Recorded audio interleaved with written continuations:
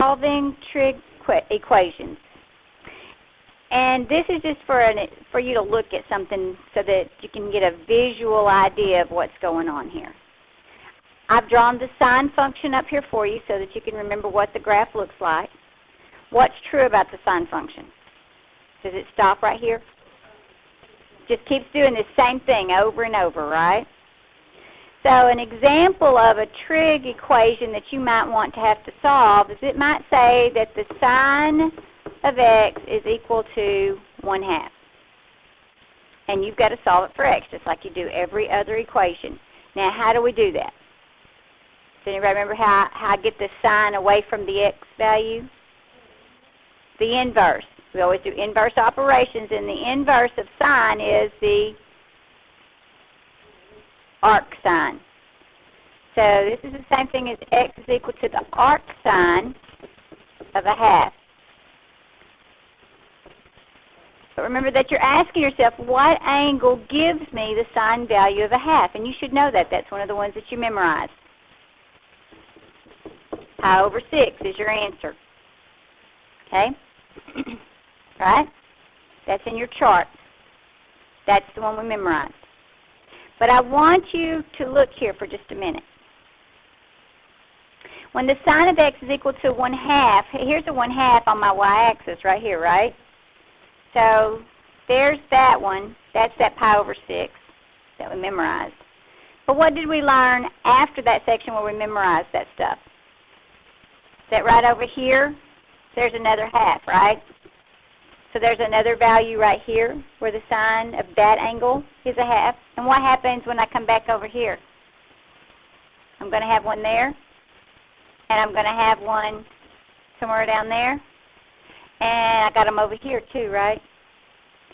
So one of the things that you have to keep firmly in mind is that you have to find all of the solutions. Because we do get more than one solution because sine and cosine and tangent are all periodic. In other words, they repeat the same thing over and over. So when you do this, you got to pay attention. You got to remember that whole reference angle idea and how that works. When I don't give you an interval, I don't say find all the solutions from 0 to 2 pi or from 0 to 4 pi. I just say find all the solutions. Then what you do to notate this is you remember that I have this solution, which is pi over 6, plus every other solution after I've gone through a revolution of 2 pi, right? Because every time I've gone through a period, I'm back to the same place. Yes? Back to the same place. Now, with sine, I get that 1/2 y value, but only when sine is here and in this quadrant, first and second quadrant, or is it a positive 1/2, right? So my second quadrant angle that works is the one that's pi over 6 away from the whole pi, which is what? How about 5 pi over 6? And again, if I want to talk about every solution, it's 5 pi over 6 plus 2 pi times n. Okay? So there's lots of solutions to these.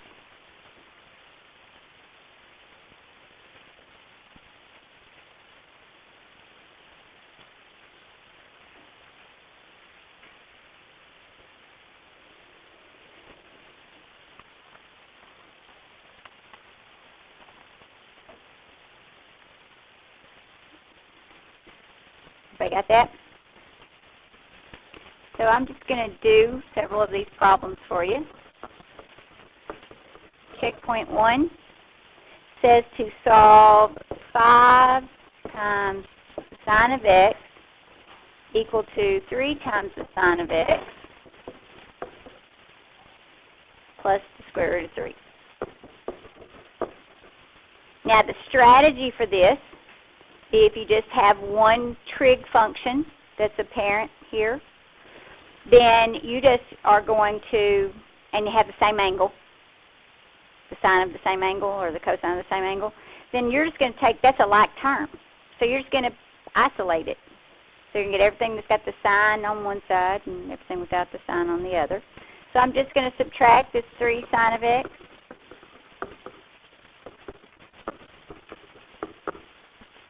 Right, there's my equal sign. So 5 sines of x minus 3 sines of x leaves me 2 times the sine of x. And over here, that's a 0 pair, no matter how ugly it is. So it's just left, just leaves the square root of 3 over there on the right-hand side.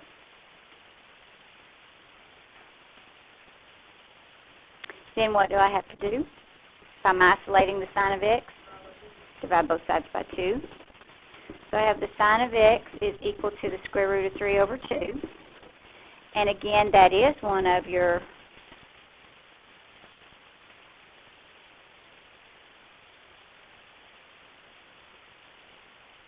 friend chart. Pi over 3. That's in the first quadrant. I also need the place where the sine is pi over 3. The sine is square root of 3 over 2 in the second quadrant. So that's the angle that's pi over 3 units away from the whole pi, which leaves me what? 2 pi over 3. So my other answer is 2 pi over 3. And now we didn't have an interval here. It just said find all the solutions. So since the period of the sine function is 2 pi, then I'm going to say it's pi over 3 plus 2 pi times whatever n value. And the same thing for the 2 pi over 3. That gives me every solution, and there are infinitely many of them, right? Because n can be a positive number and n can be a negative number, where n is an integer, right? So n is 1, 2, 3, 4, negative 1, negative 2, negative 4. Okay?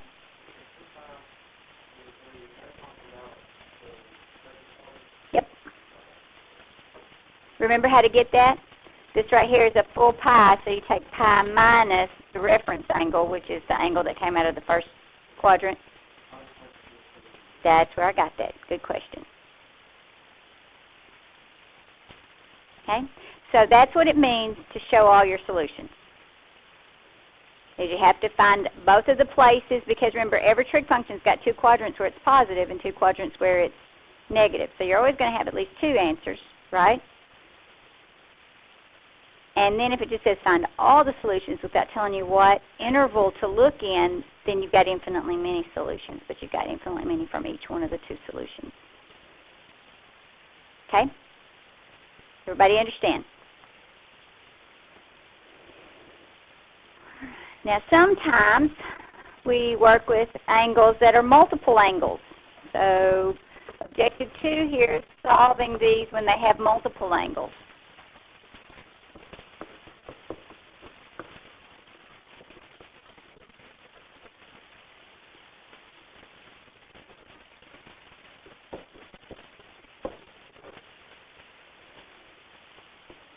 So we've got the tangent of 2x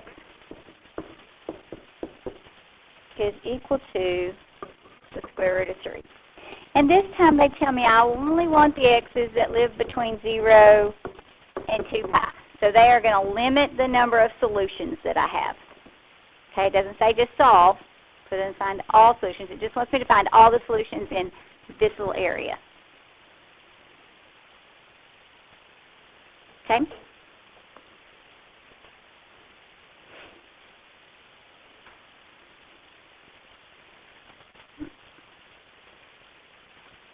So when you have a multiple angle like this, there's another step after the step that we've just been doing. Okay?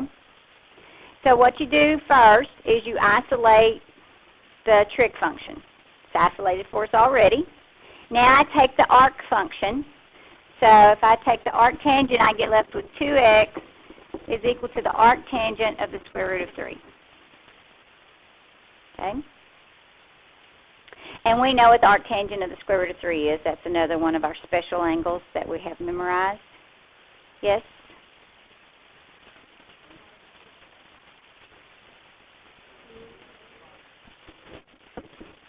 Do we need to draw it? Don't forget that you can always draw it. Pi over 6, pi over 3, and there's your 90. And that's 1, 2, and the square root of 3.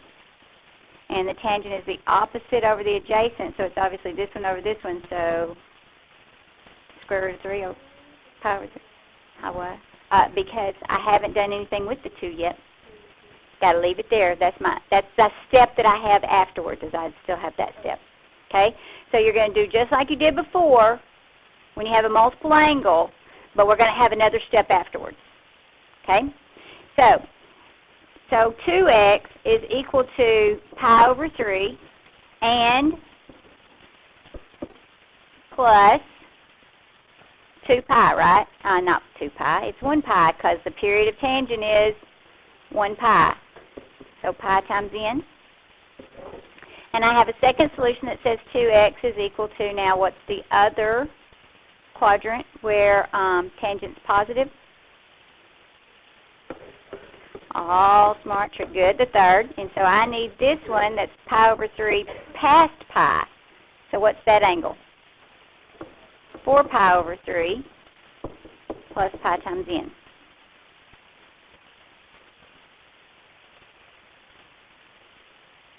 Okay? I just solved it, just like I did the last one. Not yet. That's the next step. Okay? Now, when you get to here, now you got to solve it for x. Don't try to get rid of the 2x beforehand, okay? Get rid of the trig function first. Find the solutions to the trig function. And now, to get rid of the 2, what am I going to do? Yes. 2 is not in front of tangent. 2 is in front of the argument. It's part of the argument. Okay, it's a multiple angle. So, I'm going to do what? I'm going to divide by 2. And when I divide by 2, I divide everything by 2, right? See it? Divide everything by 2, and I divide by 2. So I get x is equal to, and that turns into pi over 6, right? Because the 2 comes up as it's multiplying by a half. Yes? And this becomes plus pi over 2 times n.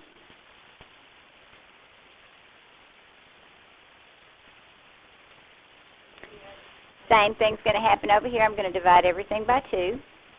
So I'm going to have x is equal to 4 pi over 6 plus pi over 2 times n. 4 pi over 6 actually reduces to 2 pi over 3. Fix that. Now, if I were finding all solutions, I'd be through at this point.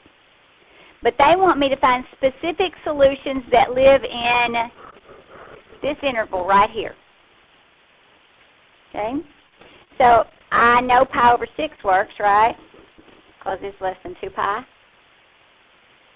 Right? And my formula says I'm going to take pi over 2 and add to that. So pi over 6 plus pi over 2 would be what? Remember, I got to get a common denominator, which reduces to 2 pi over 3, right? And then I got to add pi over 2 to it again.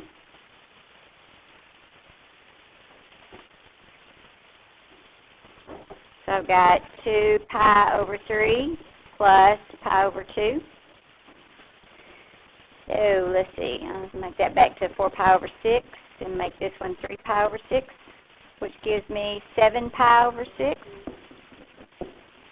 Now, I'm going to 2 pi, and since my denominators are 3's and 2's, I'm going to remind myself that 2 pi is 12 pi over 6, right? Or 6 pi over 3. So I'm going to keep going until my numerators go past the 12 on top, okay? Everybody see what I'm doing? We're all good? All right. Then I'm going to take the 7 pi over 6, and I'm going to add pi over 2 to it again. And I'm just going to keep adding that pi over 2 to it. Right? That's what that says. I'm going to just add pi over 2 every single time. And so that gives me 3 pi over 6